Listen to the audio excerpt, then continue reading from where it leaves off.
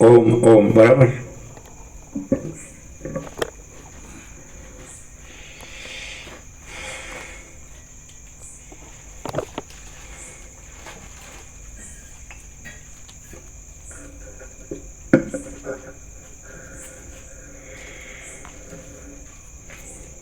પરમ ચિદાકાશ, પરમ જ્યોતિ,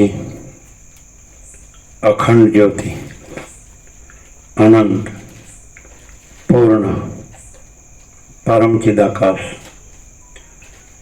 પરમ શાંતિ, स्वयं सिद्ध, स्वयं प्रकाश, स्वयं पूर्ण, स्वस्वरूप, यही सब कुछ है, इसके सिवा कुछ नहीं है। शून्यभास, अनंत कोटि, महाकल्पो है ही नहीं। वशिष्ठ राम स्थिति प्रकरण राउंड 38मो राउंड।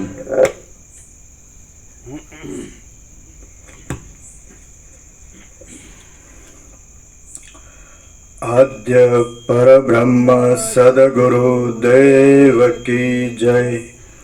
ओम श्री परमात्मने नमः। सद्ग्रंथों में शिरोमणि श्रीयोग वासिष्ठ महारामायण चतुर्थ प्रकरण स्थिति प्रकरण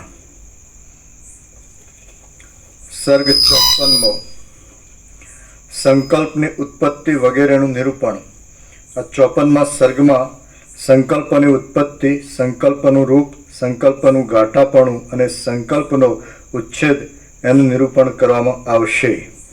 પેજ નંબર 529 ડાબી સાઈડ।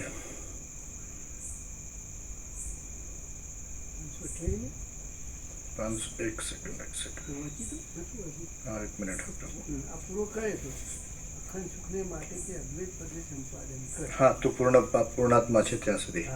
पेज नंबर 528 जमणी बाजू वच्चे नहीं पूर्णात्मा है ते आई गयुं हतुं। नहीं नहीं प्रभु नहीं नहीं एमां 528 में जमणी बाजू तो पूर्णात्मा है ने ते आई गयुं हतुं। ओके पेज नंबर 528 जमणी बाजू वच्चे थी। जे पूर्णात्मा छे ते हूँ ज छूं अने आ सुख दुखमय जन्म आदि भावो मने मिथ्या छे एवो विश्वास तने थतो नथी। ते ज अज्ञानने लीधे तू परिताप पामे छे। तने जन्म आदिनो संबंध नहीं होवा छतां पण तू भ्रांतिथी जन्म्यो छे। पूर्ण ब्रह्मनो जन्म थयो संभवे ज केम? तू पोतानी मेळे संकल्पने लीधे ज निरर्थक जड़रूप थई गयो छे। तू कल्पना ज कर नहीं अने आ स्थितिमां पूर्वना सुख दुखादिकनुं स्मरण तजी दे। संकल्प अने पूर्वना सुख दुखादिकनुं स्मरण छोड़ी दे। એટલે તો પૂર્ણાત્મા છે એમ શબ્દ આવ્યો ને પાછો તો પૂર્ણ બ્રહ્મ છે એવો શબ્દ આવ્યો ને। हाँ પૂર્ણ બ્રહ્મમાં જન્મનું બ્રહ્મ છે જ નહીં। તેનો અર્થ એમ કે તું જ પૂર્ણાત્મા છે, તું જ પૂર્ણ બ્રહ્મ છે અને તને આ દેહના જન્મનો ભ્રમ ને આ જગતનો ભ્રમ ને સુખ દુઃખાદીનો ભ્રમ છે જ નહીં એવું એવું આવ્યું ને સવારે આવ્યું હતું ને। એટલે આમ સીધે સીધું વસિષ્ઠને જો પ્રકાશથી સાંભળે સરળ શ્રવણ તો સીધે સીધું જ છે કે પોતે એમ કે આ જે જન્મના ભ્રમથી જે બધું ભાષે છે એ કાંઈ નથી પણ પોતે જે અનાદિ જે છે સત એટલે પૂર્ણાત્મા તો એ સાચો પોતે છે। જ્યારે હમણાં કીધું સાચો હું ને ખોટું તો આ જે જન્મના ભ્રમથી જે બધું છે ખોટું હું ને એમ પોતે મૂળ જે છે જે અનાદિ સિદ્ધ સત જેને કહે છે પોતે પૂર્ણાત્મા છે પૂર્ણ બ્રહ્મ છે એ રીતનું કહે છે। પરંતુ એ ભૂલી ગયો છે અથવા તો એનો તને વિશ્વાસ નથી આ એવું ને, એટલે તને આ બધું સુખ, આ જન્મનો ભ્રમ ને એનો સુખ દુઃખ ને બધું લાગે છે એવું ને, ખબર આવી ગયું ને? બરાબર. એકચ્યુઅલી માણસે એમ જાણવું જોઈએ વસીઠથી પ્રકાશથી સાંભળે તો કે પોતે પૂર્ણાત્મા છે, પોતે પૂર્ણ બ્રહ્મ છે, અને પોતે આ જે જન્મના ભ્રમથી જે બધું પાસે છે એ નથી એવું ને. આવું સીધું નથી, સવાર આવી ગયું.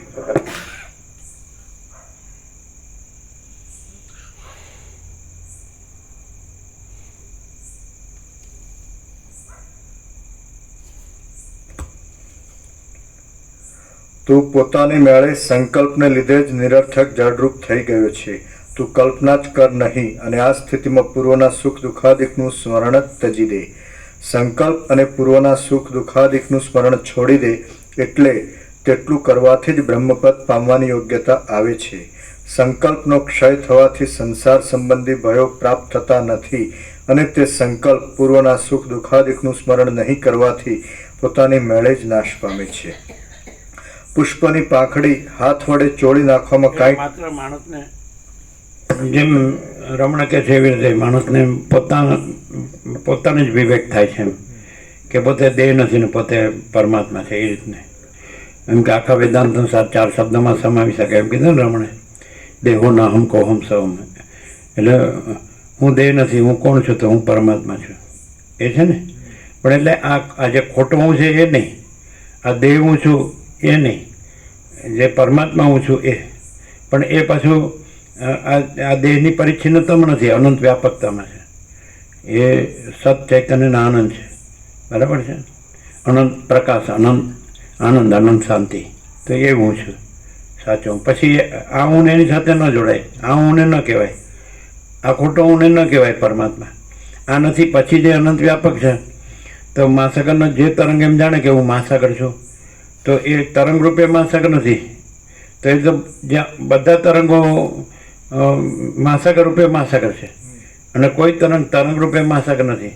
એટલે કોઈ જીવ રૂપે પરમાત્મા નથી, પરમાત્મા રૂપે બધા જીવો પરમાત્મા છે, અને બધું જગત પરમાત્મા છે. એ રીતે અનંત વ્યાપકતામાં વસીઠ હંમેશા અનંત વ્યાપકતામાં જ વાત કરે છે, વ્યક્તિગતતામાં નહીં. એટલે આ વ્યક્તિગતપણું પકડાઈ ગયું ને, એટલે બધાનો અનંત વ્યાપક જે પૂર્ણ પરમાત્મા સ્વરૂપ છે એ નથી અનુભવાતો. એટલે કે એ સંકલ્પ કલ્પના તો છોડી દે કે હું આ મર્યાદિત દેશકાળ મર્યાદિત આ દેહ રૂપે હું છું. એટલે તો તને વ્યાપક અનંત વ્યાપક પરમાત્મા અનુભવ તારું આવરણ મારે છે. એટલે આ તો છોડી દે, આ સંકલ્પ કલ્પના છે, આ હું છું. ખ્યાલ આવે ને? આ તો ક્લિયર છે. સ્થિતિ પ્રકરણ છે એટલે ઉપશમની ભૂમિકા બાંધે છે. એટલે ઉપશમ એટલે કંઈ સંકલ્પ કલ્પના થઈ છે, દેહ હું છું એવી ના જગત છે ને એવી બધી, એટલે થઈ છે ને પછી શાંત થાય છે એવું નહીં, એ છે જ નહીં. અને પોતે અનંત વ્યાપક ચૈતન્ય પ્રકાશ પરમાત્મા જ છે, અને અનંત પ્રકાશ અનંત, પોતે અનંત પ્રકાશ અનંત આનંદ અનંત શાંતિ જ છે. અને આ સંકલ્પ કલ્પના છે તો આ કેવું છે? તો કે અસત અસાપ ને દુઃખ, મિથ્યા નાશવંત, અને આ સ્વપ્ન જેવું જાણવાનું જળ જેવું છે. એટલે કાંઈ છે જ નહીં. આટલો બી એક માણસને પોતાથી જ થાય. અને એમાં જો વસીઠ પ્રકાશથી સરળ શ્રવણ કરે તો કાંઈ બાકી જ ન રહે. એવો અમારો સંપૂર્ણ સ્વાનુભવ છે. આપણો 38મો રાઉન્ડ છે. એટલે પહેલા અક્ષરથી છેલ્લા અક્ષર 1756 પેજ અને 32,000 શ્લોક આપણો 38મો રાઉન્ડ છે. આપણે અખંડે માર્યા છીએ, એટલે સવાલ જ નથી. આપણે પોતે જ એ અનંત વ્યાપક ચૈતન્ય પ્રકાશ પરમાત્મા છીએ. આપણે આ નથી, આ સંકલ્પ કલ્પના છે. એ છોડી દે એટલે પછી સુખ દુઃખ નથી. આના સુખ દુઃખ છે. હું જે અજ્ઞાનના ભ્રમના કે હું આ છું એના સુખ દુઃખ છે. એટલે છોડી દે એટલે સુખ દુઃખ નથી. અને બ્રહ્મપદ સહજ છે એવું કીધું. એટલે પરમપદ, પરમ ચિદાકાશ પરમપદ પૂર્ણ વિશ્રાંતિ, જે રામ ચાહે છે. એટલે બહુ સહજ છે. ભલે આની અંદર ઉપચારની રીતે આપણને સમજાતું હોય, પણ ઉપચાર નથી, પ્રકાશ જ છે. સમજાય? વસીઠ એમ લાગે આપણને કે વાત કરે છે તો દ્વૈતાદ્વૈતથી વાત કરે છે, અધ્યારોપ અપવાદથી વાત કરે છે, વિવર્તથી વાત કરે છે, અજાતથી વાત કરે છે, દ્રષ્ટિ સૃષ્ટિથી સૃષ્ટિ. પણ એ મત નથી, આ મત નથી, પ્રકાશ જ છે. પણ એ પ્રકાશથી સાંભળે ને તો જ પ્રકાશ અનુભવાય. નહીં તો પછી શબ્દ બુદ્ધિ સાંભળે તો એમ લાગે કે આ બધું જુદું જુદું કહે છે. નથી એને શું કામ કહેવું પડે ને છે એ સીધું કેમ કહેતા નથી, પણ એ છે જ સીધું કહે છે. એ જેને જેને નથી એવો ભ્રમ નથી એ તો કહે છે હું જ્ઞાનીને કહેતો નથી, એનામાં એવો ભ્રમ નથી કે હું આ દેહ છું. અને અજ્ઞાની નથી કહેતો, એને જેને જાણવું નથી એ નથી કહેતો. પણ જેને એવું છે કે હું આ દેહ છું એ સંકલ્પ જે ભ્રમ છે તો એનાથી મારે મુક્ત થવું છે, તો પછી તું પોતે જ પરમાત્મા છે અને તું આ દેહનો ભ્રમ નથી, એમ સીધું વસીત કહે છે.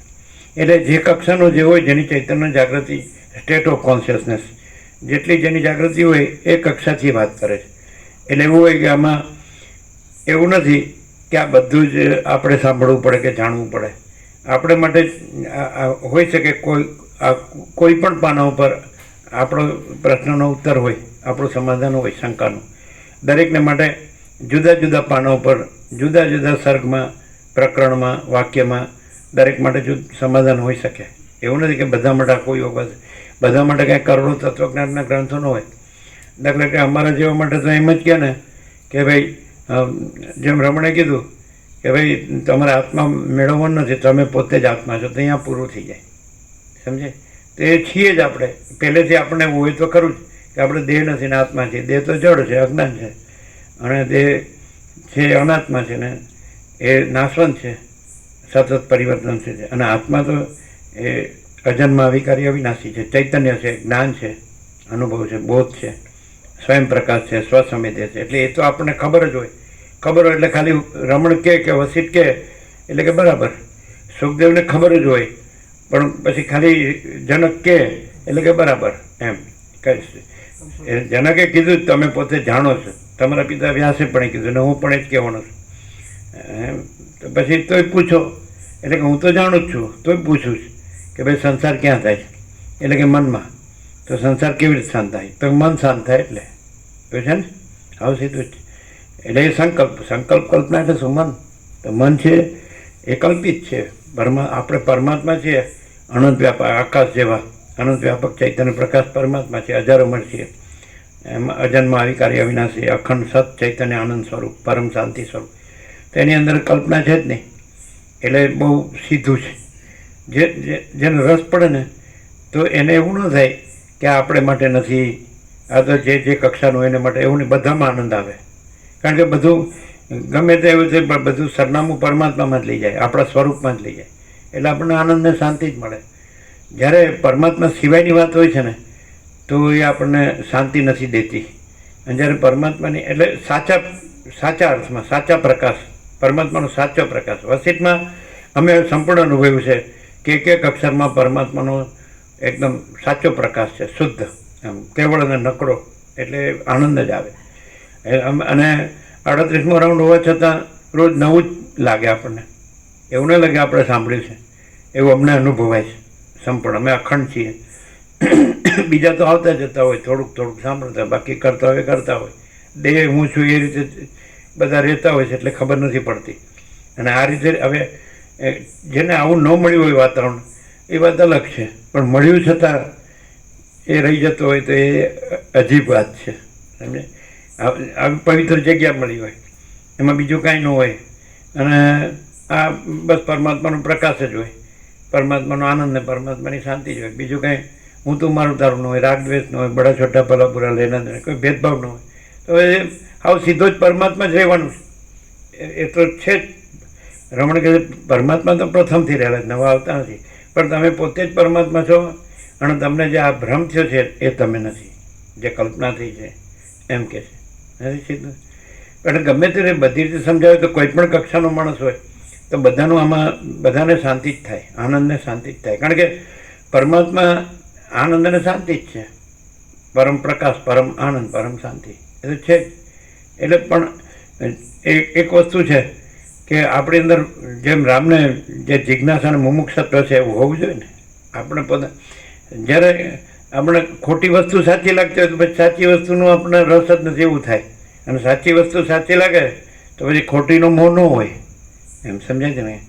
એટલે હવે આપણને હું દેહ છું એવો મોહ હોય તો પછી આ બોધ ક્યાંથી થાય? અને જો આપણને બોધમાં રસ પડે કે રસો વૈ સહ શ્રુતિ કે છે ઉપનિષદ કે ભાઈ પરમાત્મા પરમ રસ સ્વરૂપ છે. રસ એટલે આનંદ, શાંતિ, સત્ય, ચૈતન્ય, પ્રકાશ એને એટલે અત્યંત સૂક્ષ્મ સંપૂર્ણ શુદ્ધ અવલોકન જ્ઞાન. અત્યંત ઉપર છેલ્લું હોય એટલે પછી એને ના સમજાય, પણ અત્યંત સૂક્ષ્મ સંપૂર્ણ શુદ્ધ અવલોકન જ્ઞાન. ઉપર છેલ્લું હોય તો એને દેહ ને દ્રશ્ય ને બધું આ જ બધું દેખાય, બધું ઘર ને આ પૈસા ને આ પ્રોપર્ટી ને આ તે સોનું ને આ લેનદેન ને સંસાર વ્યવહાર ને આ બધું હું તું મારું તારું ને બધા દેખાદેખી ચર્ચા ચર્ચી એ સુપરફિશિયલ એ દ્રષ્ટિ કહેવાય, ઉપર છેલ્લી. અને થોડું ડાઈવ ડીપ તો કે આ બધું શું છે, આકાશ જેવો આખો અનંત ચૈતન્ય પ્રકાશ છે, સર્વ પરમાત્મા છે, ભગવાન બધું છે. હવે શબ્દો નથી પણ પ્રકાશ છે, આનંદ છે, શાંતિ છે, અનંત છે. અનંત હી અનંત હે, અનંત મેં અનંત હી હે. સંકુચિત ભ્રાંતિ રાખીએ તો કામ ન થાય. આપણે અનંત વિશાલ પૂર્ણ સચ્ચિદાનંદ સ્વરૂપ છે. એટલે સત એટલે અનંત સર્વવ્યાપી પરિપૂર્ણ પરમ અસ્તિત્વ, ચિદ એટલે અનંત સર્વવ્યાપી પરિપૂર્ણ પરમ ચૈતન્ય, અને આનંદ એટલે અનંત સર્વવ્યાપી પરિપૂર્ણ પરમાનંદ. તો એવું આપણે અનુભવીએ છીએ સંપૂર્ણ, અને એવી રીતે આપણે રહીએ છીએ. કોઈ પણ રહી શકે, પણ એને પછી દેહના ઉંમરમાં જ બસ બધું એ મનનો ભ્રમ રાખે તો પછી એને ના ખબર પડે.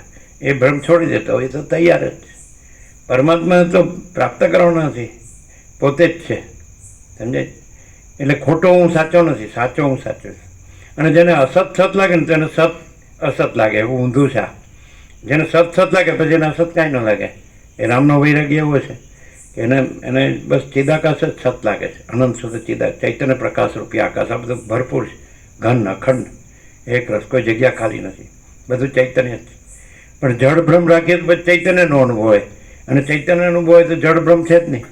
એવું એટલે મન છે, જગત છે, આ બધું અહમ છે, આ દેહાધ્યાસ છે, બધું જળ ભ્રમ છે, હું મારું છે, રાગ દ્વેષ છે, આ બધું ખોટું છે. એટલે આવી જગ્યામાં તો જો આપણે ખરેખર કચરો ન રાખીએ અંદર તો શાંતિ જ છે, આનંદ જ છે, પ્રકાશ જ છે, કારણ કે બીજું કંઈ છે જ નહીં અહીંયા. એટલે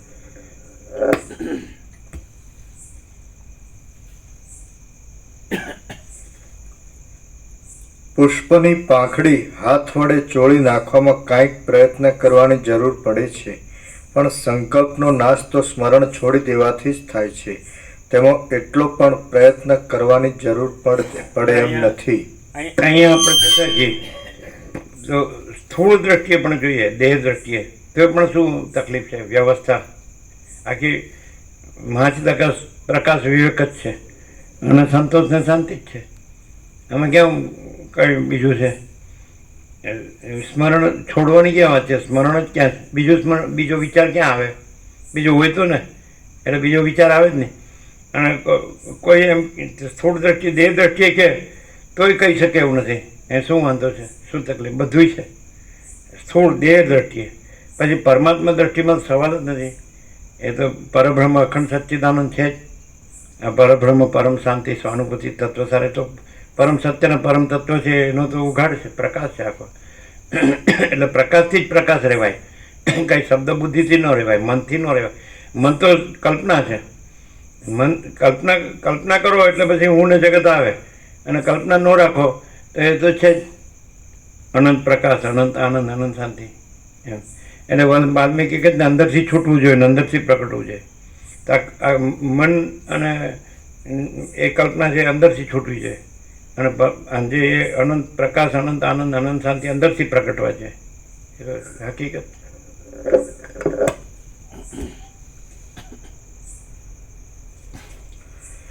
પુષ્પની પાંખડી હાથ વડે ચોળી નાખવામાં કાંઈક પ્રયત્ન કરવાની જરૂર પડે છે, પણ સંકલ્પનો નાશ તો સ્મરણ છોડી દેવાથી જ થાય છે.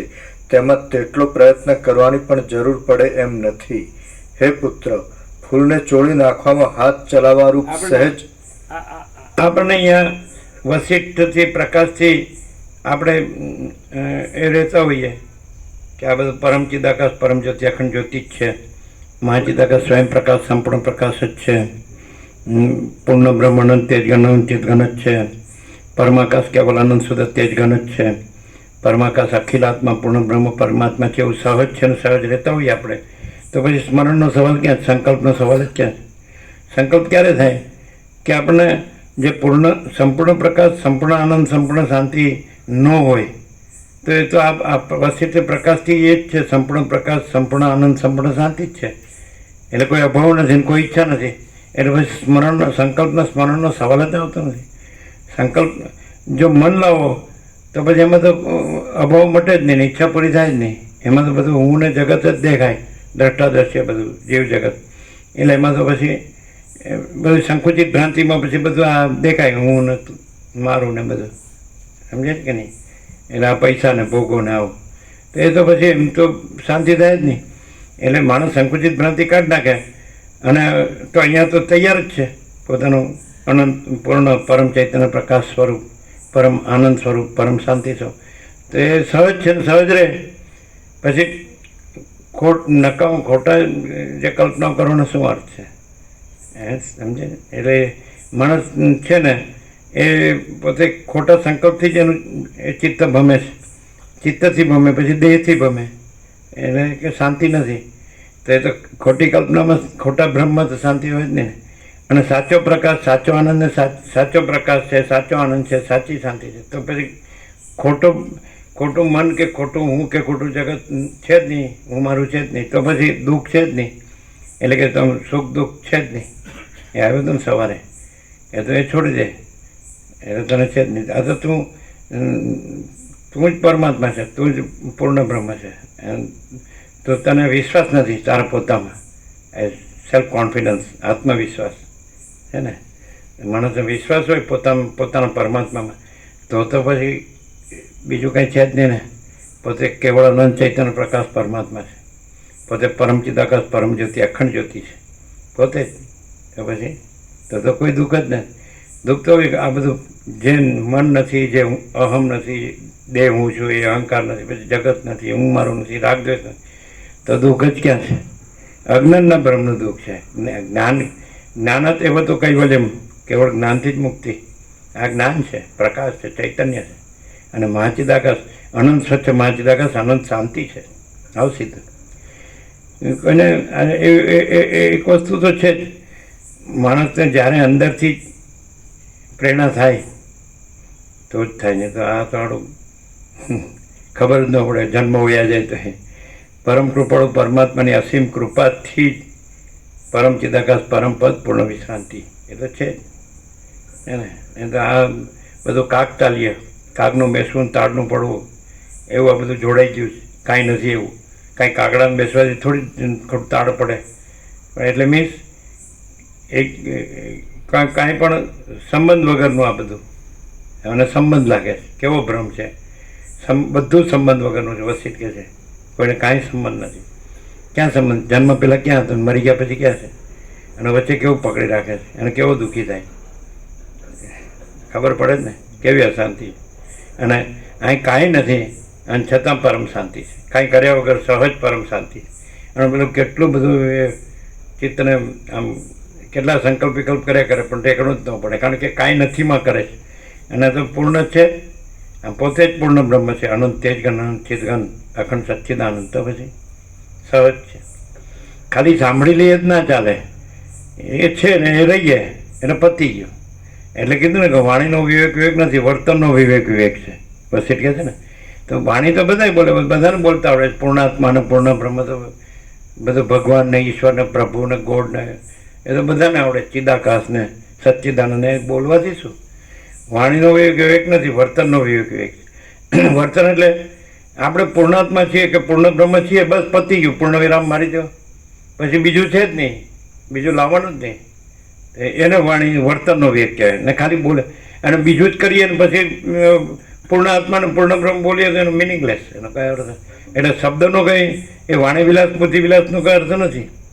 પણ પ્રેક્ટિકલી આપણે પોતે જ શુદ્ધ ચૈતન્ય છીએ, સ્વયં પ્રકાશ છીએ, અનંત વ્યાપક છીએ, પૂર્ણ છે, ભરપૂર છીએ, અખંડ છીએ, એકરસ ઘન છે, અજર અમર છીએ, નિરંજન, નિરાકાર, નિર્વિકાર છે, તુર્યાતીત છે, અપરિચ્છિન્ન છે, અનંત અખંડ અભેદ છે. તો પછી રહેવું પડે ને.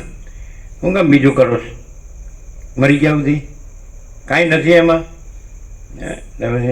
એટલે પરમાત્માએ ક્યાં ઘર બનાવ્યા છે કે પૈસા બનાવ્યા છે? પરમાત્મામાં કાંઈ થતું જ નથી. વસિષ્ઠ એમ કહે છે કે કૃષ્ણે કીધું કે ન તત ભાષાય તે સૂર્ય, ત્યાં તો સૂર્ય, ચંદ્ર, અગ્નિ એ ભાષા નથી. પછી આ પૃથ્વી એની હોય અને માણસે એનો હોય ને આ જગતે એનું હોય અને હું મારું એનું, પૈસાનો ભોગો એના હોય. આ તો ખોટી કલ્પના, ખોટી ભ્રાંતિ જ છે. પણ શું છે, ખાલી શબ્દોથી જ રહેશે. એટલે આમ ડાઈવ ડીપ એ બધું ભેદીને ભાઈ દેહ નથી, કર્મેન્દ્રિય જ્ઞાનેન્દ્રિય નથી, મન બુદ્ધિ ચિત્તાંકાર નથી, પ્રાણ નથી, પ્રકૃતિ નથી, અવિદ્યા નથી, ચિદાભાસ જીવ નથી, સાક્ષી નથી, અને તુર્યાતીત છે આખું. અનંત ही अनंत है, अनंत में अनंत ही है, अनंत है चित घन, अनंत શુદ્ધ ચિત ઘન ही अनंत શુદ્ધ ચિત ઘન એટલે શિલા કેવી ઘન હોય એમાં અંદર બીજું કાંઈ ન હોય. મહાસાગરની અંદર જો તો ઘન જળ ઘન હોય, ઘન. એવી રીતે આ ચિત ઘન છે, ચૈતન્ય ઘન, સમજે ને. અમાપ સચ્ચિદાનંદ ઘન પરમાકાશ, પરમાકાશ જ છે. આકાશથી પર પરમાકાશ એ બધે ભરપૂર છે. અહીંયા પણ એ જ છે. બ્રહ્મથી આ બધું દેખાય. આ દ્રષ્ટા દ્રશ્ય જીવ જગત આ છે જ નહીં. આ પંચભૂત દ્રશ્ય પ્રપંચ આ બધા અખિલ સચરાચર આ છે નહીં. સ્વપ્ન જેવું, જાનવાના જળ જેવું. અને આ કેવું છે? અસત અસાર દુઃખ, મિથ્યા નાશવંત, સ્વપ્ન જેવું, જાનવાના જળ જેવું. ખબર પડે, બધાને ખબર પડે. ખોટો માયા મોહ રાખે છે, એને ખોટો હેરાન થાય છે, એને મરી જવાનું નક્કી છે. પછી કાંઈ હારે તો લઈ જવાનું નથી, તો એ જાગતો નથી. જાગે તો આ છોડે જ નહીં. એ હજી બીજું પકડી રાખે છે એટલે હજી જાગ્યો નથી, સ્વપ્નમાં જ છે. અને તો પછી મરીને કેમ બધું કાંઈ રહેતું નથી એમ. તો પણ હજી વાસના છે ને, એટલે અત્યારે તો છીએ ને, અત્યારે બધું આપણે બધું જાણીએ છીએ, આ બધું દેખાય છે ને આપણે કરીએ છીએ ને બધું થાય છે ને, એવો ભ્રમ રાખે છે. પણ આ બધું કાંઈ નથી. જન્મ્યા પહેલાં ક્યાં હતું, મરી ગયા પછી ક્યાં છે? અને સતત પરિવર્તન છે, એક સરખું ક્યાં રહ્યું? જન્મ મૃત્યુ જરા વ્યાધિ દુઃખ દોષાનું દર્શનમ, ગીતામાં કૃષ્ણ કહે. આમાં શું છે? આ દ્રશ્યમાં જન્મ, પછી મૃત્યુ, જરા એટલે વૃદ્ધાવસ્થા, વ્યાધિ એટલે રોગ, દુઃખ, આ દોષ દર્શન. આમાં સુખ દર્શન ને ગુણ દર્શન નહીં, દુઃખ દોષાનું દર્શનમ એ જ્ઞાન છે. એતદ જ્ઞાનમિતિ પ્રોક્તમ અજ્ઞાનમ યદતોન્યતા. આ કૃષ્ણ કહે છે મેં કીધું એ જ્ઞાન છે કે આમાં કાંઈ સાર નથી, અને આમાં સાર માનવો એ અજ્ઞાન છે. કીધું ને, એતદ જ્ઞાનમિતિ પ્રોક્તમ અજ્ઞાનમ યદતોન્યતા એમ કીધું. સમજતો જ નથી કોઈ વાતમાં. પછી હું એને કહું શું કરે, કંઈ કેટલું કહે, કોઈ માનતો જ ન હોય તો દુઃખી થઈને મરે.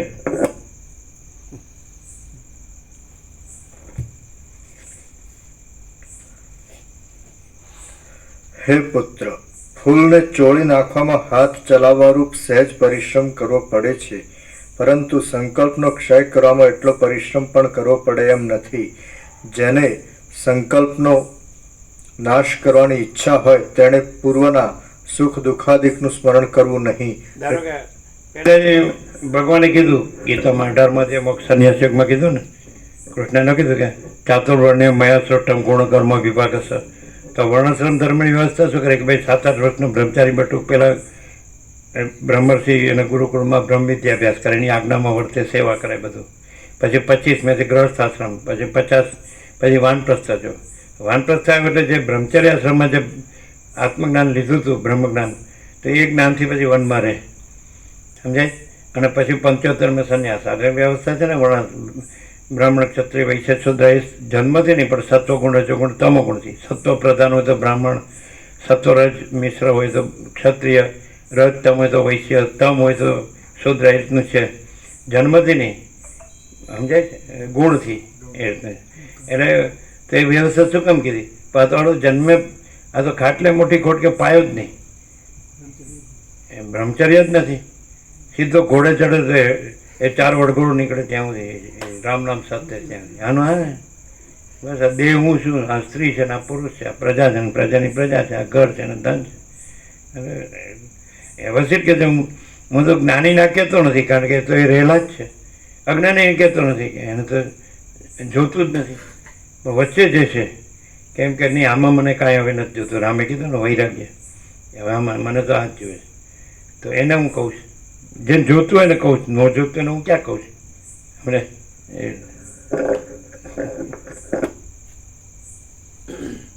એ તો વ્યવસ્થા તો બધી ગોઠવેલી જ છે આગળથી. હવે કોઈ વ્યવસ્થા જ નથી, બધું છે ને. હવે ડોસા ડોસી મરી જવા નથી આવી તો ન છોડે છે. હકીકત છે કે નહીં? છોડે જ. અને મરી ગયો ને એકાદ તોય પાછું મનમાં રાખે એમ મારા ભગવાન મરી ગયા પાછા, તોય શાંતિ ન હોય. ચાલો.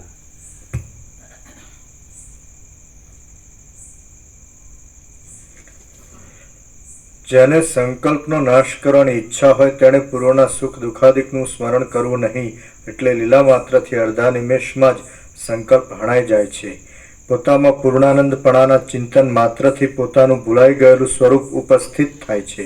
હે પુત્ર, જે વસ્તુ કષ્ટ સાધ્ય હોય તેને પણ પ્રયત્નથી પ્રાપ્ત કરી લેવામાં આવે છે, ત્યારે તારું સ્વરૂપ ઉપસ્થિત કરી લેવું એ બહુ મોટી વાત નથી. એ સ્વરૂપ કોઈનું થઈ ગયું નથી અને એ કોઈ જાતની વિકૃતિ પામ્યું નથી. હે મુનિ, સંકલ્પને છોડી દેવાના સંકલ્પથી સંકલ્પને અને સ્વરૂપના મનનથી મનને કાપી નાખીને તું પોતાના સ્વરૂપમાં જ રહે. એટલું કરવાની શી અશક્યતા છે?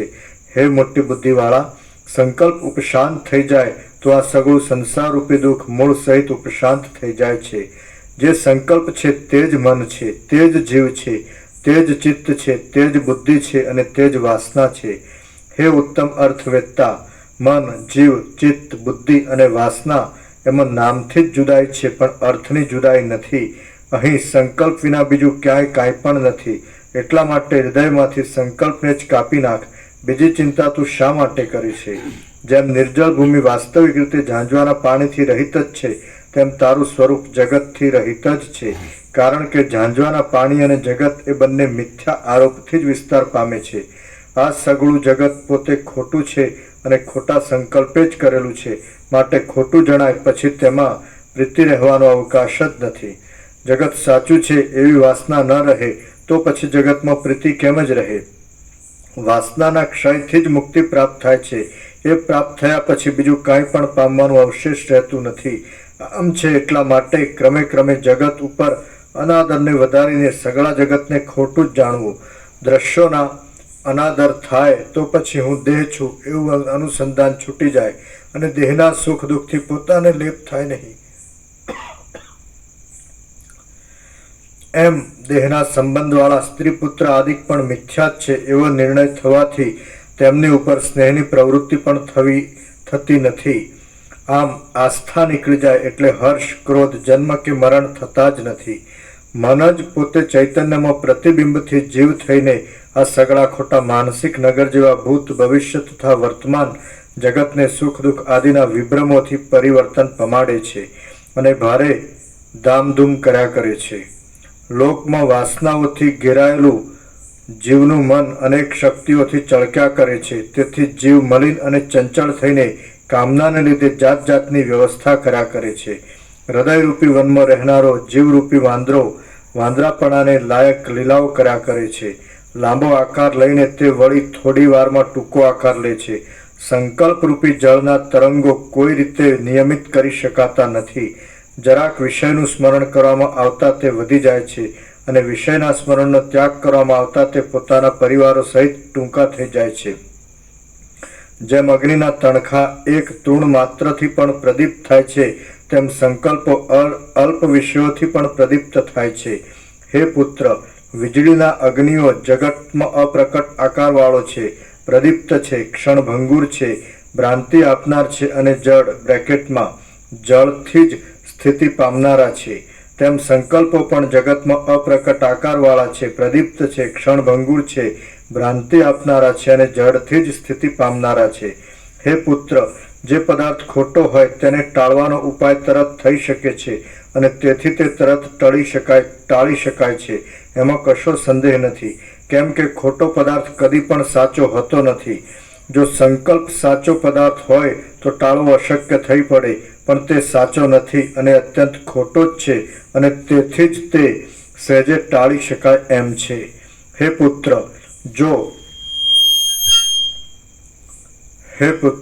જો કોલસાની કાળાશની પેઠે સંસારરૂપી મેલ સ્વાભાવિક હોય તો તેને ધોઈ નાખવાની કોણ પ્રવૃત્તિ કરે? છતાં જે એવી પ્રવૃત્તિ કરે તે મૂર્ખ કહેવાયા વગર કેમ રહે? સંસારરૂપી મેલ સ્વાભાવિક નથી, એ તો ચોખામાં રહેલા ફોતરા જેવો છે. આથી પુરુષ પ્રયત્નથી તે ટળી જાય છે. હે પુત્ર, જો કે સંસારરૂપી મેલ અનાદિકાળનો છે તો પણ તેને જ્ઞાની પુરુષ અનાયાસથી જ ટાળી શકે છે. જેમ ચોખાનું ફોતરું અને ત્રાબાની કાળાશ ક્રિયાથી નષ્ટ થાય છે, તેમ જીવનો સંસારરૂપી મેલ જ્ઞાનથી નષ્ટ થઈ જાય છે. એમાં કોઈ જાતનો સંદેહ નથી. એટલા માટે તું જ્ઞાનના અભ્યાસમાં ઉદ્યમવાળો થા. ખોટા વિકલ્પોથી ઉઠેલા આ સંસારને તે આટલા કાળ સુધી જીત્યો નથી એ બહુ ભૂલ કરી છે. એ તો થોડા પ્રયત્નથી જ અને થોડી વારમાં જ નષ્ટ થઈ જાય એમ છે. ખોટી વસ્તુ લાંબા કાળ સુધી ક્યાંય રહે કે? જેમ સારી પેઠે જોવાથી ચંદ્રના બેપણાનો વિભ્રમ ખોટો પડી જાય છે અને માણસને અંધારાને લીધે થયેલી પોતાની આંધળાપણાની ભ્રાંતિ દીવાના પ્રકાશથી ખોટી પડી જાય છે, તેમ આ સંસાર વિચારથી ખોટો પડી જાય છે. હે પુત્ર, આ સંસાર તારો નથી અને તું સંસારનો નથી. તું એવી ખોટી ભ્રાંતિને ત્યજી દે. આ સંસાર ખોટો છે છતાં સાચા જેવો દેખાય છે. તારે તેનું વારંવાર સ્મરણ કરવું યોગ્ય નથી. મોટી સંપત્તિથી દીપતા મારા આ ભોગ વિલાસો સાચા છે અને વિનાશ નહીં પામે એવો તારે મનમાં વૃથા વિભ્રમ રાખવો જ નહીં. તું તારા વિસ્તાર પામેલા વિલાસો અને બીજું પણ જે કાંઈ દ્રશ્ય છે તે સગું આત્મતત્વ જ છે. કાંઈ પણ આત્મતત્વથી જુદી સત્તાવાળું નથી. શ્રીયોગ વાસિષ્ઠ મહારામાયણમાં સ્થિતિ પ્રકરણનો સંકલ્પ ચિકિત્સા નામનો સર્ગ 54મો સમાપ્ત. સર્ગ 55મો દાશુર અને વસિષ્ઠનો સમાગમ તથા દાશુર આખ્યાનની સમાપ્તિ. આ 55મા સર્ગમાં દાશુરે વસિષ્ઠની પૂજા કરી. દાશુરે તથા વસિષ્ઠે પરસ્પર વાતો કરી. વસિષ્ઠે કદંબની શોભા જોઈ અને પ્રાતઃકાળે વસિષ્ઠ ત્યાંથી ગયા એટલી કથા કહેવામાં આવશે.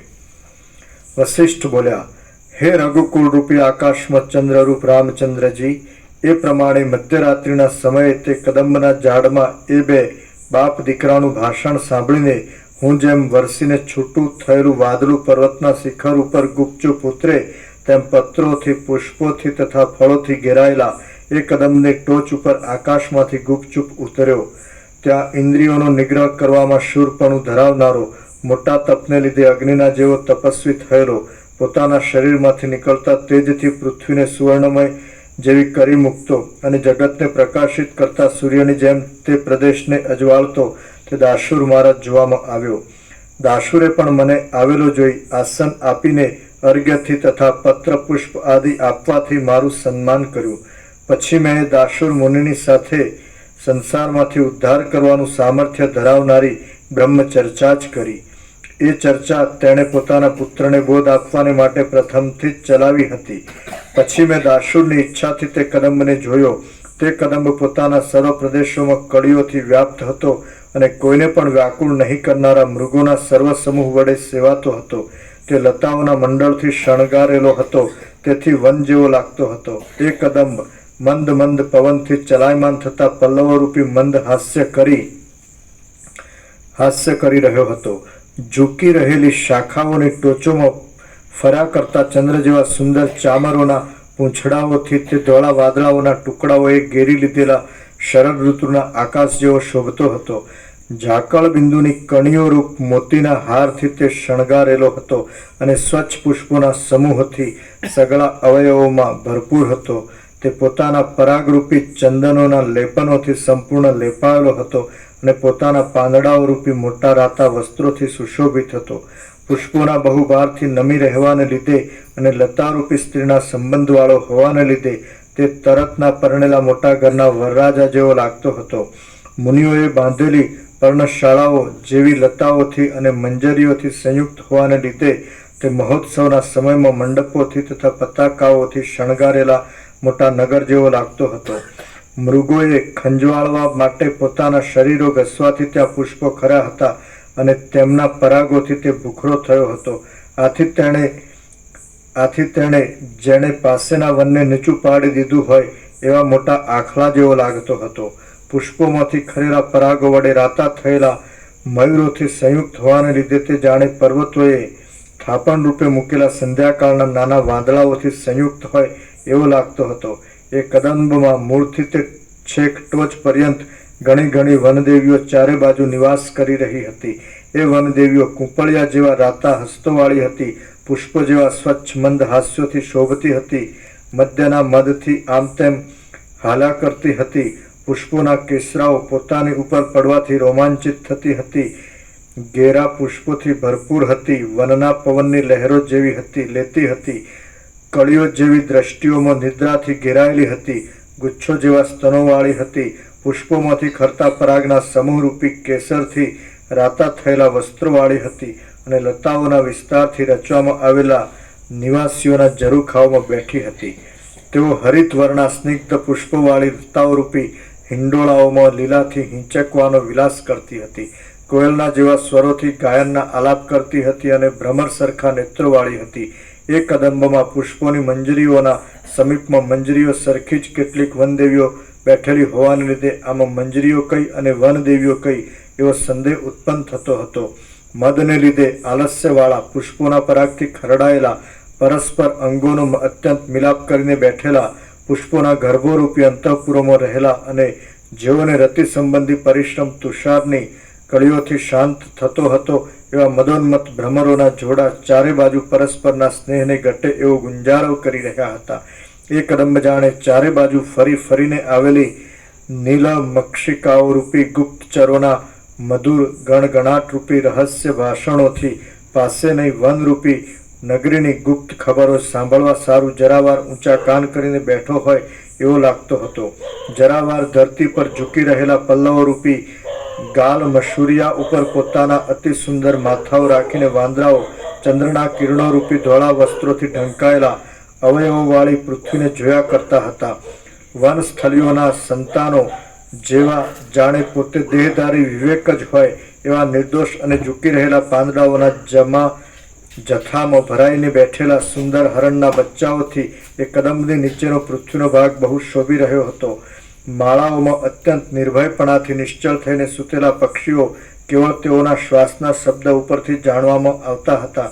પાકવાથી ધરતી પર પડી ગયેલા ફળોની અંદર રહી ગયેલા ભ્રમરો તે ફળોને ખાવાને માટે આસપાસ ભેગા થયેલા બીજા પ્રાણીઓના સમૂહથી ભય પામીને મૂંગા થઈ રહ્યા હતા. એ કદંબો તે વનને જપ કરવાની માળાઓને પેઠે લટકતા લતાઓના ગુચ્છોથી સુગંધિત કરી મૂક્યું હતું. પલ્લવોમાં શોભી રહેલા પક્ષીઓના માળાઓથી તે કદંબના સગડા ઉપરના ભાગો શામ થઈ રહ્યા હતા. એ કદંબની નીચે ચારે બાજુ ધરતી પર પડેલા ફળો અતિશય દૂરથી ખરડાઈ રહ્યા હતા. હે રામ, હું જાજુ શું કહું? એ વૃક્ષમાં બીજા પ્રાણીઓને રહેવામાં કામ ન આવે કે ભક્ષણ આદિ બીજા ઉપયોગમાં ન લાગે એવું કોઈ પાંદડું પણ ન હતું.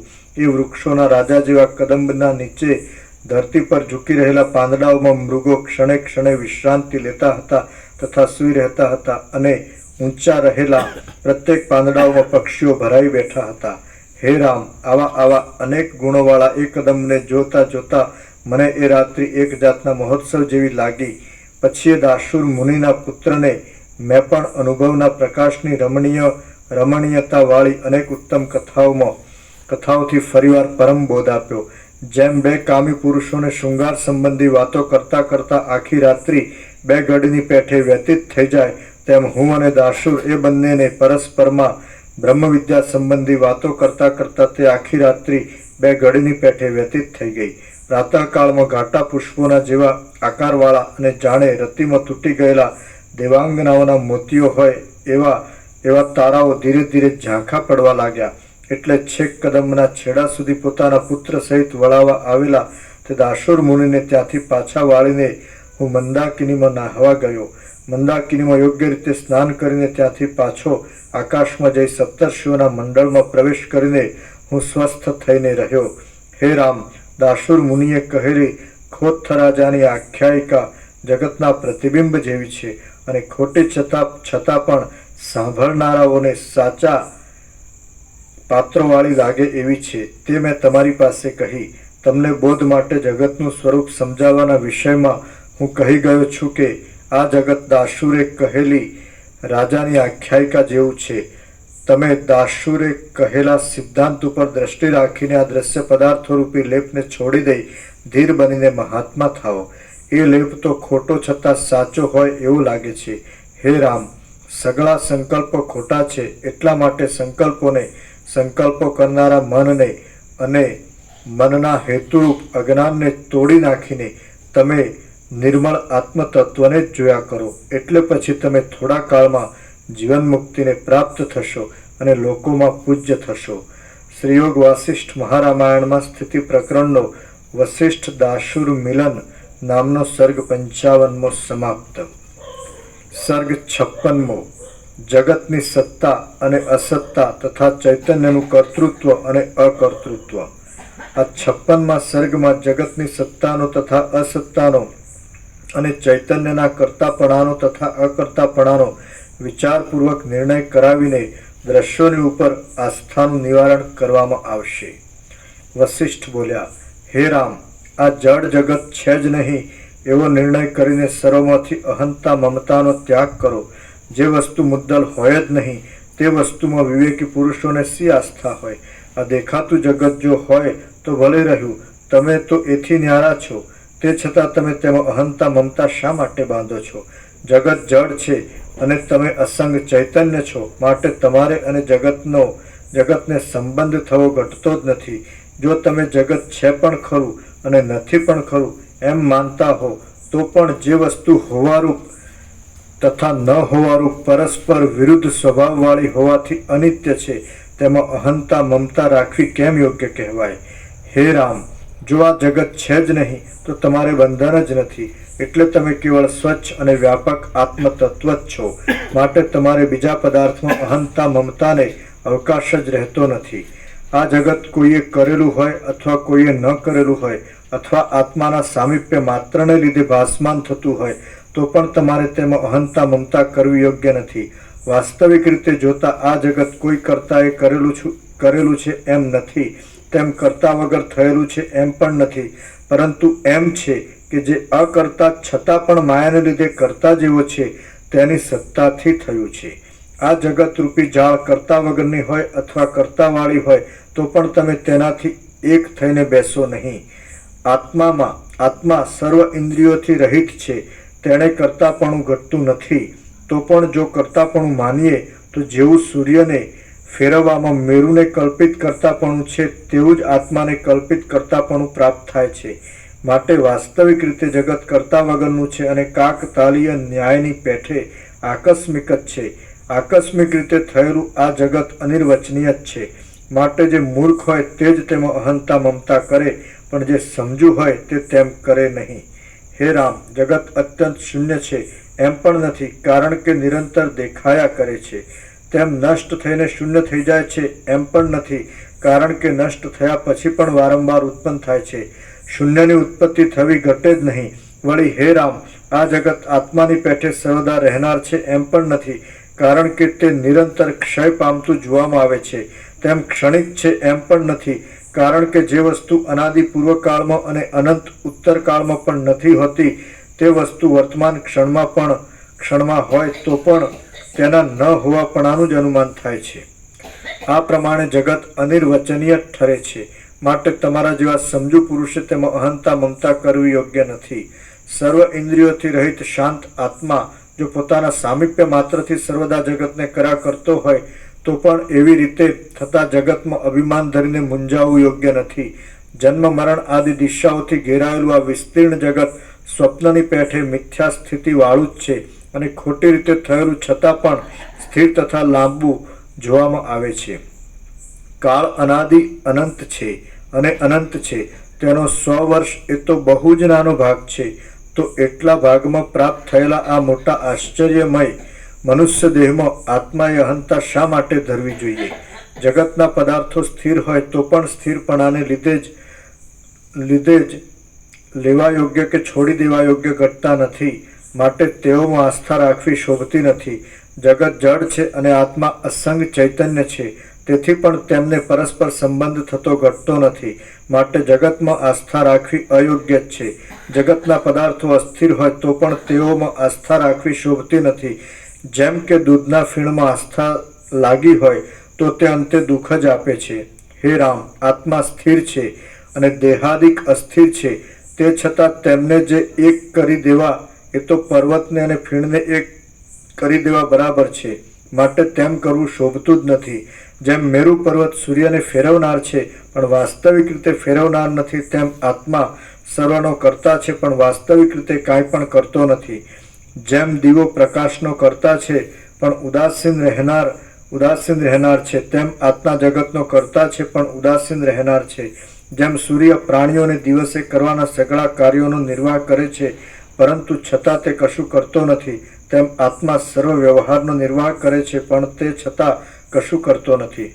જેમ સૂર્ય ચાલતો પ્રતીત થાય છે પણ તે પોતાના ઠેકાણામાં જ રહેલો હોવાથી વાસ્તવિક રીતે ચાલતો નથી, તેમ આત્મા સર્વને બનાવતો પ્રતીત થાય છે પણ પોતાના સ્વરૂપમાં જ રહેલો હોવાથી કશું બનાવતો નથી. હે રામ, આ જગત ગમે ત્યાંથી પણ આકસ્મિક થયેલા જેવું જણાય છે. જેમ અરુણા નદીના કિનારામાં અમસથી જળની ચક્રી વિસ્તીર્ણ થાય છે તેમ જગત વિસ્તીર્ણ થયું છે. એમ જો તમે ડાપણથી ધાર્યું હોય અને પ્રામાણિક રીતે શુદ્ધ ચિત્તથી વિચાર્યું હોય તો પછી તમારી દેહાદિકમાં અહંતા મમતા કરવી યોગ્ય નથી. હે રામ, હુંબાડિયું ફેરવતા પ્રતીત થયેલા ચક્કરમાં, સ્વપ્નમાં અને ભ્રાંતિમાં ભરોસો રાખવો એ કેવી વાત કહેવાય? તેઓમાં તે શો ભરોસો હોય?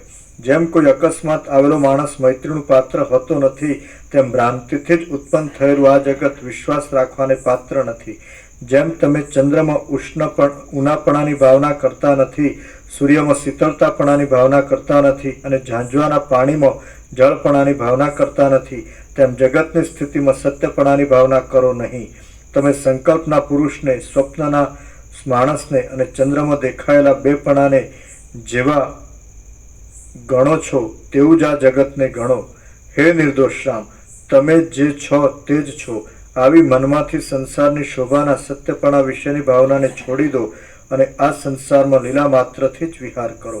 અકર્તાપણાને તેમજ અકર્તાપણાની ઈચ્છાને અને કર્તાપણાની તથા કર્તાપણાની ઈચ્છાને છોડી દઈને તમે આ સંસારમાં લીલા માત્રથી જ વિહાર કરો. આત્મા સર્વ વ્યાપક છે છતાં સર્વથી રહિત છે. તેના સામીપ્ય માત્રથી જગતનો નિયમ ચાલ્યા કરે છે. જેમ દીવાની ઈચ્છા વિના પણ દીવાના સામીપ્યથી માત્ર પદાર્થો પ્રકાશે છે અને જેમ વાદળાઓની ઈચ્છા વિના પણ વાદળાઓના સામીપ્ય માત્રથી ઇન્દ્રજવના ઝાડ પ્રફુલ્લિત થાય છે, તેમ આત્માની ઈચ્છા વિના પણ આત્માના સામીપ્ય માત્રથી બ્રહ્માંડો પોતાની મેળે પ્રકાશે છે. જેમ સઘળી ઈચ્છાઓથી રહિત એવો સૂર્ય આકાશમાં રહેવાથી તેના સાનિધ્યથી વ્યવહાર થયા કરે છે, તેમ આત્માની સત્તારૂપ સાનિધ્યથી સઘળી ક્રિયાઓ થયા કરે છે. જેમ ઈચ્છા વિનાના રત્નનો કેવળ સ્થિતિ માત્રથી પ્રકાશ થયા કરે છે, તેમ ઈચ્છા વિનાના આત્માની સત્તા માત્રથી જગતનો સમૂહ થયા કરે છે. આ પ્રમાણે આત્મામાં કર્તાપણું અને અકર્તાપણું બંને રહ્યા છે. આત્મા ઈચ્છા વિનાનો છે એટલા માટે અકર્તા છે અને તેની સત્તારૂપ સાનિધ્ય માત્રથી જગત થાય છે એટલા માટે કર્તા પણ છે. આત્મા સઘળી ઇન્દ્રિય આદિ પદાર્થોથી રહિત છે એટલા માટે અકર્તા છે તથા અભોગતા છે અને તે આત્મા ઇન્દ્રિય આદિમાં વ્યાપક છે એટલા માટે કર્તા પણ છે તથા ભોગતા પણ છે. હે રામ, આત્મામાં કર્તાપણું અને અકર્તાપણું એ બંને છે, તો હવે તેઓમાંથી જે સ્વીકારવાથી કલ્યાણ ધારતા હો તે સ્વીકારીને સ્થિર થાઓ. હું સર્વમાં રહેલો છું અને અકર્તા છું એવી જો દ્રઢ ભાવના રાખવામાં આવે તો સંસારમાં આવી પડેલા કાર્યોને કરવા છતાં પણ તેમનામાં અહંતા મમતા થતી નથી. કારણ કે અંતઃકરણપૂર્વક પ્રવૃત્તિ નહીં કરવાથી માણસને વૈરાગ્ય ઉત્પન્ન થાય છે. જે પુરુષને હું કાંઈ પણ કરતો નથી એવો નિશ્ચય હોય તે પુરુષ ભોગોના સમૂહની કામનાથી કાંઈ કરે કે કાંઈ ત્યજી દે એવો સંભવ જ નથી.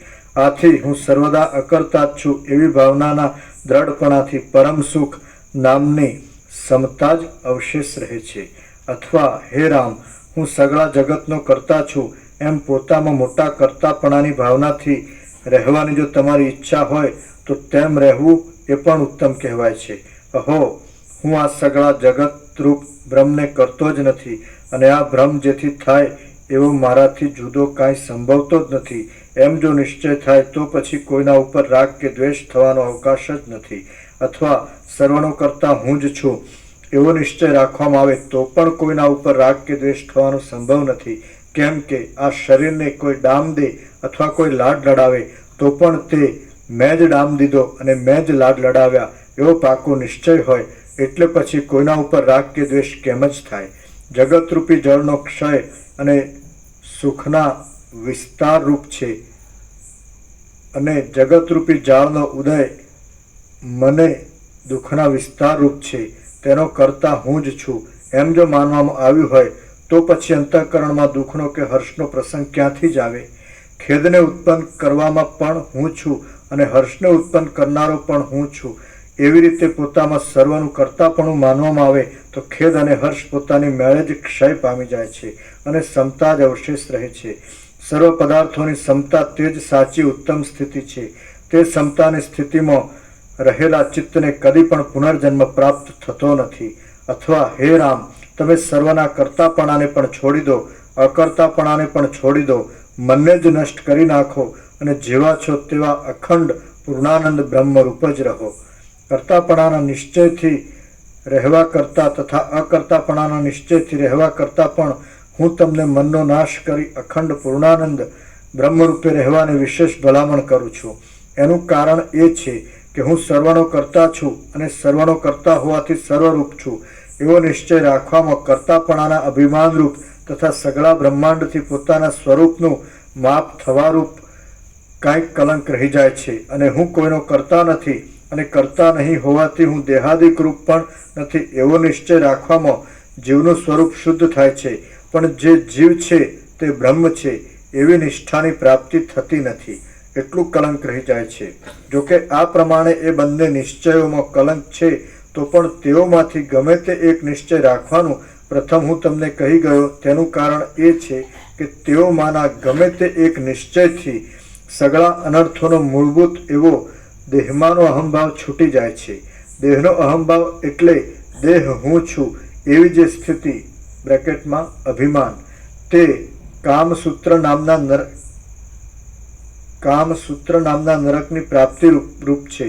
મોટા અવિચી નામના નરકમાં બંધાવા જેવી છે અને અસીપત્રવન નામના નરકોની પંક્તિ જેવી છે. પ્રાણ તથા ધન આદિ સગળું નષ્ટ થઈ જતું હોય તો પણ સર્વ પ્રકારના યત્નથી દેહ હું છું એ સ્થિતિને છોડી જ દેવી જોઈએ.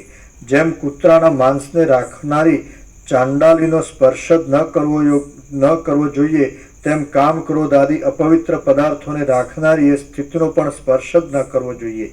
હે રામ, જેમ વાદળા દૂર થવાથી ઉત્તમ ચાંદનીનો પ્રકાશ થાય છે, તેમ શુદ્ધ આત્મજ્ઞાન રૂપી દ્રષ્ટિમાં આડા મોટા પડળરૂપ એવી દેહ હું છું એ સ્થિતિને અત્યંત દૂર કરી દેવાથી શુદ્ધ આત્મજ્ઞાન દ્રષ્ટિ પ્રકાશિત થાય છે. અને તે આત્મજ્ઞાન દ્રષ્ટિ સારી પેઠે પ્રકાશિત થવાથી સંસારરૂપી સમુદ્રને તરી જવાય છે. હે રામ, તમે હું કરતા નથી અને જે કારણથી કર્તાપણું થાય છે એવો દેહાદિક પણ હું નથી એવો સ્પષ્ટ નિશ્ચય રાખો. અથવા સર્વ બ્રહ્માંડનો કર્તા હું છું અને જે સર્વ બ્રહ્માંડ છે તે પણ હું છું એવો સ્પષ્ટ નિશ્ચય રાખો. અથવા આ જે દ્રશ્ય છે તે હું નથી પણ હું તો પૂર્ણાનંદ ચૈતન્યરૂપ બ્રહ્મ છું એવો નિર્ણય કરો. અને એમ કરીને તમે પોતાના સર્વોત્તમ પદ બ્રહ્મ સ્વરૂપમાં રહો. તત્વને જાણનારા ઉત્તમ સત્પુરુષો એ પદમાં જ રહે છે. બ્રેકેટમાં પહેલા બે નિશ્ચયો પણ આ ત્રીજો નિશ્ચય પ્રાપ્ત થવાને માટે જ છે એમ સમજવું. થોડું માય કામ કરજો, થોડું માય કામ બસ. શ્રી યોગ વાસિષ્ઠ મહારામાયણમાં સ્થિતિ પ્રકરણનો કર્તૃત્વ વિચાર યોગ ઉપદેશકરણ નામનો સર્ગ 56મો સમાપ્ત. જો આપણે પ્રેક્ટિકલ લઈએ, થિયોરિટિકલ નહીં ને ફિલોસોફિકલ નહીં, બરાબર છે. ભલે આપણી દ્રશ્ય દ્રષ્ટિથી લઈએ, આભાસ દ્રષ્ટિથી. આ દ્રશ્ય છે, આભાસ છે અને केवल अनंत चैतन्य प्रकाश परमात्मा है. अनंत कोटि ब्रह्मांड त्रसण जैसा भास है, भास हुआ नहीं, है नहीं, होगा नहीं, होता नहीं. अच्छा, तो અહીંયા આ દ્રશ્ય ભાસે છે, સમજાય કે નહીં? પણ આખું જે બધું વાતાવરણ છે, તમે માહોલ કહો છો ને, વાતાવરણ કહો છો ને, વાતાવરણ જ ને, તો એવું અનુભવાય છે. આ 7 ખંડમાં 800 કરોડ છે અને દરેકનું ઘર હોય છે ને, ઝૂંપડી હોય કે મહેલ હોય, તો દરેકને હું મારુંથી વાતાવરણ હોય છે ને, તો તમને એવું અનુભવાય છે કે અહીંયા મહાચિદાકાશ પ્રકાશના વિવેકનું વાતાવરણ છે અને કોઈના હું મારુંનું વાતાવરણ નથી. આ પ્રેક્ટિકલ. એટલે કોઈ રાગદ્વેષ નથી, કોઈ લેવા દેવા નથી, કોઈ બડા છોટા ભલા બુરા નથી, કોઈ સ્ત્રી પુરુષ નથી, કોઈ ગરીબ તવંગર રાય રંગ નથી, કોઈ ઊંચ નીચ નથી, કોઈ વિદ્વાન મૂર્ખ નથી, કોઈ સંસારી ત્યાગી નથી. શું છે? આમ ચોખ્ખું દીવા જેવું ચોખ્ખું અનુભવાય છે. અહીંયા દરેકના ઘર હોય છે તો એમાં દેહના હું મારુંની સંકુચિત ભ્રાંતિ હોય છે. એ અહીં છે. અહીં મહાચિદાકાશ પ્રકાશ વિવેકથી બધું એ ઓટોમેટિક છે. એટલે કોઈ કરે છે, કોઈથી થાય છે? કારણ કે બધા આવે છે ને જાય છે, એટલે કોઈ કરે છે એવું કહેવાય જ નહીં. કોઈ સ્થિર નથી, આવે છે ને જાય છે એ ન કહી શકે. અચ્છા, એને કોઈનું હું મારું નથી. ખ્યાલ આવે છે કે નહીં? આવનાર જનાર છે એનું હું મારું તો એનું જ્યાં માન્યું છે ત્યાં છે. અહીં ક્યાં છે? અહીં રહેનાર કોઈનું હું મારું છે જ નહીં. અને હું મારું નથી એટલે રાગદ્વેષ નથી. શું કહેશો? અને આ પુરુષ છે ને આ સ્ત્રી છે ને આ પ્રજાની પ્રજા છે ને પ્રજાની પ્રજા છે ને આ ઘર છે ને ધન છે ને પ્રોપર્ટી છે ને સોનું છે ને વાહન છે ને મકાન છે ને દુકાન છે ને આ મિલ કારખાના છે ને આવું તેમ, તો એ કાંઈ નથી. પછી જેવી રીતે ગામ હોય કે શહેર હોય, સમજાય છે ને? તો પછી યંત્રો હોય, વાહન હોય, ધૂળ ધુમાડો હોય, પ્રદૂષણ તો એ નથી. શુદ્ધ હવા જાત ને શુદ્ધ અન્ન જળ છે. બાહ્ય સ્થૂળ દ્રષ્ટિથી જોઈએ, દેહ દ્રષ્ટિથી જોઈએ તોય ખબર પડે એવું છે. શું છે અહીંયા બોલો? અને 7 ખંડમાં 800 કરોડને ત્યાં શું છે? આવું ચોખ્ખું નથી. આમ અણીશુદ્ધ આરપાર. આ પ્રેક્ટિકલ, થિયોરેટિકલ નહીં. આ તો તમે શાસ્ત્રમાં વાંચ્યું, પણ આ તો અહીંયા સીધો જ પ્રકાશ છે. બોલો શું છે? કેવો કે નથી અનુભવાતું? જેને નથી મળ્યું એનો દોષ નથી, પણ મળ્યા છતાં જે સમજી શકતો નથી એ તો મૂર્ખ છે. બોલો શું છે? અનુભવાય છે કે નહીં? અને અનંત વ્યાપક. હે, આકાશ જેવો આખો અનંત ચૈતન્ય પ્રકાશ છે. સર્વ પરમાત્મા છે, ભગવાન બધું છે. હવે અહીંયા એવું લાગે કે અહીં તો આપણે કાંઈ નહીં ને આપણું કાંઈ નહીં, બધું ત્યાં જ છે. તો પછી ઊંધો નથી તો શું છે? જે છે એ અહીંયા અનુભવાય છે, અને પેલું જે નથી એ ભ્રાંતિ ત્યાંની છે. ત્યાં શું છે? નથી એની ભ્રાંતિ છે. દેહ ક્યાં સાચો છે? દેહનું ઉમારું ક્યાં સાચું છે? સ્ત્રી પુરુષ દેહો ક્યાં સાચા છે? એના સંબંધો ક્યાં સાચા છે? નથી ખ્યાલ હોતો. એ બધું ક્યાં છે? લે હવે બોલો. વાપરો. 7 ખંડમાં 800 કરોડ તો દરેકને ઝૂંપડી હશે કે મેલ હશે, ગમે તે હશે. હે, પણ એ અહીં છે. અચ્છા, જે પરમાત્મા અનંત પ્રકાશ પરબ્રહ્મ પરમાત્મા કયો, પરમ ચિદાકાશ કયો, મહાચિદાકાશ કયો, પરમાકાશ કયો, શબ્દ નથી. સૂર્ય શબ્દ નથી પણ સૂર્ય છે. આકાશ શબ્દ નથી પણ આકાશ છે. મહાસાગર શબ્દ નથી પણ મહાસાગર છે. એમ પ્રકાશ શબ્દ નથી પણ પ્રકાશ છે, અનંત પ્રકાશ. અને આનંદ શબ્દ નથી પણ આનંદ છે, અનંત આનંદ. શાંતિ શબ્દ નથી પણ શાંતિ છે, અનંત શાંતિ છે. તો એમાં કાંઈ પણ નડે એવું કાંઈ અહીં છે? નડે એવું તો હું દેહ છું, આ પુરુષ ને આ સ્ત્રી ને આ પ્રજા ને આ ઘર ને આ ધન ને આ સંસાર ને વ્યવહાર ને લેવડ ને દેવડ ને ખાવા પીવાનું, પહેરવાનું, હરવા ફરવાનું, આ મોજ મજા કરવાની ને, તો એ કાંઈ છે? કોઈ ભૌતિકતા, વિલાસિતા, કોઈ ચંચળતા ભ્રાંતિ, કોઈ કામ, ક્રોધ, લોભ, મોહ, મદ, માત્સર્ય, કોઈ આશા, તૃષ્ણા, એષણા, આસક્તિ, કામના, વાસના કાંઈ છે? કોઈ અહંકાર? હે, એમ નહીં. આમ પરમ ચિદાકાશ સચ્ચા ચોખ્ખા ખુલ્લા આરપાર. કોઈ કચરો છે? તો પછી અને કોઈ પણ જગ્યાએ કદાચ ધર્મ, અધ્યાત્મ કે પરમાત્માની રીતે ચાલતું હશે, વેદાંત બ્રહ્મની કર્મ, ઉપાસના, જ્ઞાન, ધ્યાન કે ગમે તે કોઈ દેવ, ગુરુ કે ઈશ્વર કે ગમે તે, તોય આવું ચોખ્ખું નહીં હોય. શું કહે છે? અહમ મોટું કરવાનું હશે. હે, અને પૈસાનું મહત્વ હશે. એ છે અહીંયા. તો પછી તો ખબર ન પડે તો પછી મૂર્ખ કહેવાય. તો એને જોતું, એને શાંતિ જોતી જ નથી એવો અર્થ થાય. એને સાચો જે પરબ્રહ્મ પરમાત્મા છે, કે જે શબ્દ નથી, ભગવાન કયો, પ્રભુ કયો, ઈશ્વર કયો, સચ્ચિદાનંદ કયો, ચિદાકાશ કયો, બ્રહ્મ કયો, ગોળ કયો, કાંઈ નો કયો, એટલે કીધા વગર નથી આનંદ, અનંત પ્રકાશ, અનંત આનંદ, અનંત શાંતિ. અને એમાં કાંઈ નડતર, કોઈ કચરો છે? આ પ્રેક્ટિકલ. આ તો તમે વાંચ્યું થિયરેટિકલ છે. શું કહે? અથવા ફિલોસોફિકલ છે. અને આ પ્રેક્ટિકલ છે, પરમ વાસ્તવિકતા. પણ તો એને એ તો વસીટ મળવા મુશ્કેલ છે, મળે તો ઓળખવા મુશ્કેલ છે, ઓળખાય તો લાભ લેવો મુશ્કેલ છે, લાભ લેવાય તો પાળવું મુશ્કેલ છે, અને પળાય તો સ્વયંમાં ચિદાકાશ છે, પરમ ચિદાકાશ, પરમ જ્યોતિ, અખંડ જ્યોતિ. અમે પોતે જ પરમ ચિદાકાશ, પરમ જ્યોતિ, અખંડ જ્યોતિ છીએ. કાંઈ નથી એવા આભાસ કલ્પનાનું હું દ્રશ્ય છે જ નહીં, કાંઈ નથી એવા આભાસ બ્રહ્મનું હું દ્રશ્ય છે જ નહીં. ક્યાં છે અહીંયા?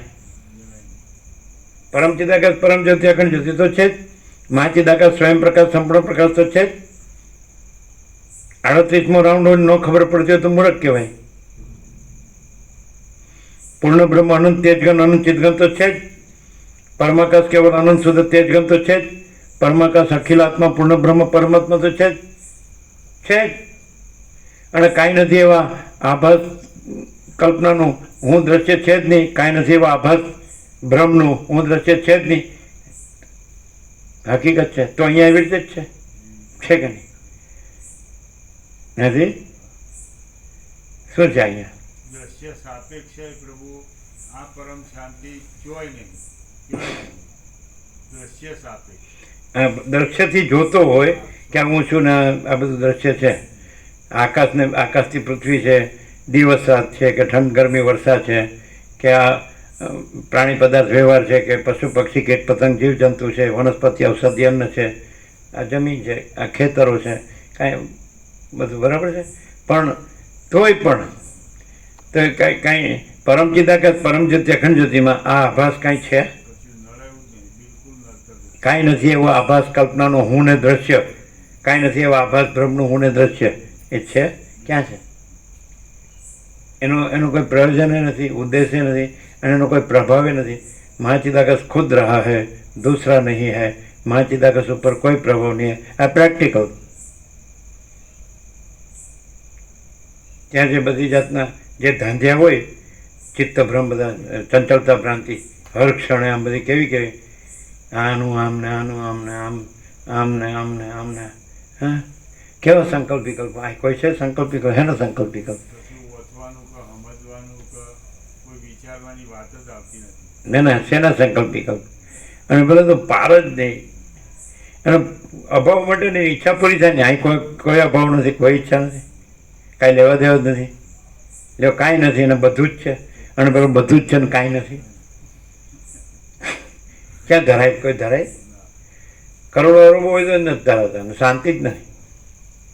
અને કંઈ ને કંઈ ચિત્ત ભમ્યા જ કરે, ભૂતની જેમ ચિત્તથી ને દેહથી ભમ્યા જ કરે, કાંઈ શાંતિ જ નથી. અને આ લ્યો માયા કાંઈ નથી, અને પરબ્રહ્મ, પરમ શાંતિ, સ્વાનુભૂતિ, તત્વસાર. આ પ્રેક્ટિકલ.